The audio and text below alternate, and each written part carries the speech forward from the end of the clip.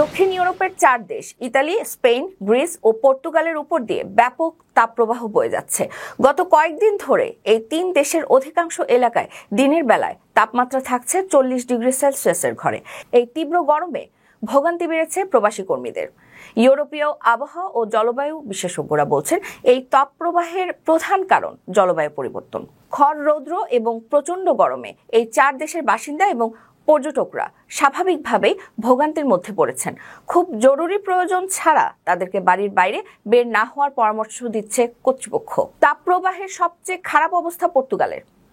রাজধানী লিসবনে প্রতিদিন তাপমাত্রা ছুঁচ্ছে 42 ডিগ্রি সেলসিয়াসের ঘরে। অপরদিকে রেকর্ড ভাঙা গরমের কারণে ইতালির একাধিক অঞ্চলে আউটডোর কাজে নিষেধাজ্ঞা দেওয়ার ব্যাপারটি কর্তৃপক্ষ বিবেচনা করছে বলে জানা গেছে। দীর্ঘ ও ব্যাপক তাপপ্রবাহের কারণে গ্রিসের রাজধানী এথেন্সের দক্ষিণাঞ্চলে গত বৃহস্পতিবার দাবানল শুরু হয়েছে। গত 1 সপ্তাহ ধরে স্পেনের দক্ষিণাঞ্চলে তাপমাত্রা প্রায় প্রতিদিনই 40 থেকে 42 ডিগ্রি সেলসিয়াসের মধ্যে ওঠানামা করছে। যুক্তরাজ্য ভিত্তিক চিকিৎসা সাময়িকী ল্যান্সেটে চলতি সপ্তাহে প্রকাশিত এক প্রবন্ধে বলা হয়েছে, যদি দক্ষিণ ইউরোপে নিয়মিত এমন তাপপ্রবাহ দেখা দেয় তাহলে এই অঞ্চলে গরমজনিত অসুস্থতা ও হিটস্ট্রোকে মৃত্যুর হার 4 গুণ বৃদ্ধি পাবে।